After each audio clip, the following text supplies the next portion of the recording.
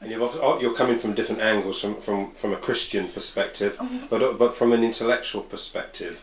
Do you feel that the party that you are part of has the intellectual capability to embrace what you're saying? Now that's interesting, because again, if you say there's how many, I can't remember, you did say how many people there are on that list. Now, how many of them are professional people, are people who are educated? I'm sorry, I've got to stop doing that, my children tell me off. But who are educated in the way of being sort of having had the advantage of going to school regularly and staying in one place and being educated there. Now you have to think of people who for one reason or other, economics or whatever, move about. You get people who lose their homes for one reason or other, so they have to move. That means the children are uprooted from that particular school, they have to start again. It's quite difficult to have an interrupted education. Now believe it or not, I did. When I was quite young, I was uprooted. I lived in South London. It's a long story. It was a lovely old terrace house, and it was beautiful. But the council said that it was a slum, so they were going to do the slum clearance thing, and so they moved us all out to various different, dispersed the community, and we moved to Kent. And as I say, the prejudice there, it was quite sad, because people who lived in Kent didn't really want all these Londoners coming down, all these riffraff, because they'd already got the prejudice that they were going to be half-starved and full of fleas and, what have you. And we weren't, I mean, Okay, can I ask you another question then? That black people who live in Thurrock are frightened of the party you're a member of. That's right, because of the publicity. They immediately think, they're going to beat us up, they're going to call us names, they're going to rape our women. Why? Why? Show me one person in Thurrock who has been badly treated by another person, and it's usually nothing to do with any of those.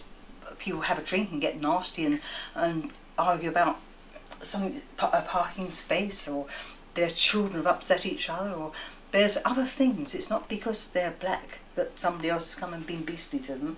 It's because you get beastly people who are horrible, and they're antisocial. You'll get that in any, unfortunately, you'll get that anywhere. There's space, but there's not enough space for more and more people who aren't able to contribute anything. And that's the worrying thing. I think this is what gives people fear. There's a lot, I worked at a museum, and for a long time we had you had a job, and because you had a long-term employment thing, you signed a contract, and it was for life, more or less, until you were 60. And so you got sickness benefits, you got time off, you got leave, you got bank holidays, blah blah blah.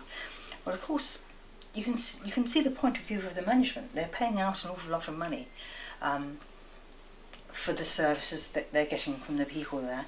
Now, if you're offered a slightly cheaper thing, if somebody else says, well, we can employ people on short-term contracts, and you don't have to give them sick leave, they only get paid for the work that they actually do. If they're not in, they don't get paid. Oh, that sounds good. So gradually they'll favour the people that they have to pay less money to, and so other people gradually get edged out, which is good economics in one way, but it's not, because you're not getting the value, because you're employing people who aren't really able, because it's cheap. And that's okay you can do it for so long, but you can't, it's counterproductive, because eventually you find that these people aren't really able. And it's not, again, not because you're stupid, it's because you haven't been told, or you haven't been taught, or you don't know. And there's a big difference between being unaware and as you say, uneducated, and being unaware. If you don't know something, then how do you know?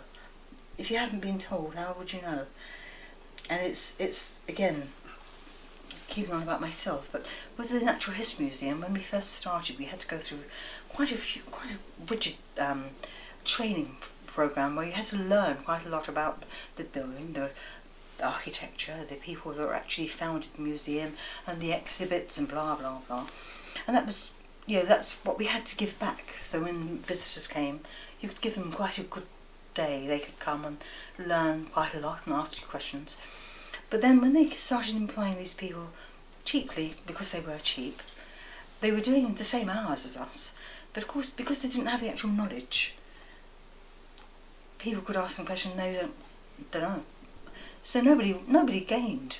And that's just like a small need to have, if you like, how can I say, everything's being devalued.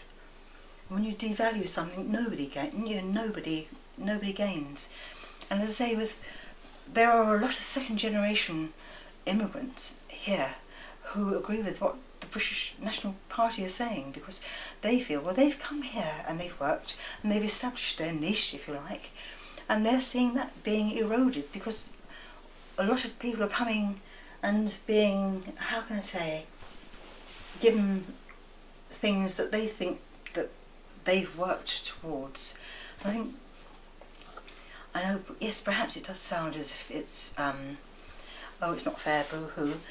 But on the other hand, you've got to step back and think, well, yes, if some people have worked towards something, I mean, I don't mean to sound jingoistic, but when you think 2 world wars people fought, and the old people now are the people that fought in that war. And this gentleman here, he, fought for his country, went out, put his life on the limb, and now in their twilight years, really they should be reaping some kind of thanks, benefit or whatever.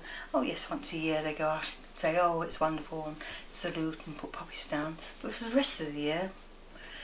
And as I say, we've got people sleeping on the streets, got soldiers who come out of the army, come out of the forces, with nowhere to go now, and there's nothing for them.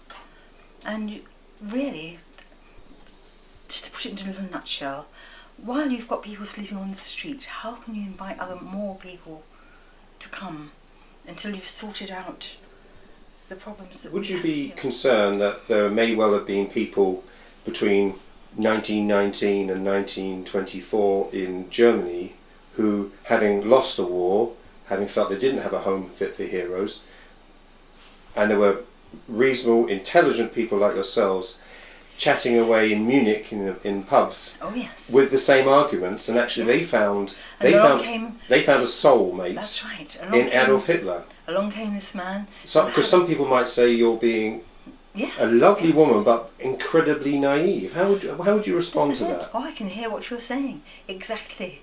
And because you don't want that to happen again, you're supposed to learn by your mistakes. So you provide something that the people want without this totalitarianism, without this sort of, you solve a problem without the awfulness. I mean, as I say, you're supposed to learn from these 2 world wars. Yes, Hitler was a charismatic person, and he did promise them this, that and the other, and I see where you're going. He wanted the pure Aryan race, and he wanted to keep everybody out and get rid of everybody else. That's not what I'm saying. I'm not saying that at all. We are, because we're the human race, this is it. And yes, this is a country that everyone can live with and enjoy, and there are niches, and there are places for everybody, yeah, up to a point. But because it is up to a point, that's what we have to look at, the sheer volume of numbers, not who they are. It doesn't matter where they're coming from, it doesn't matter. It's just the fact that when you have so many people, you have to start thinking, well, it's a good idea to be a bit more circumspect.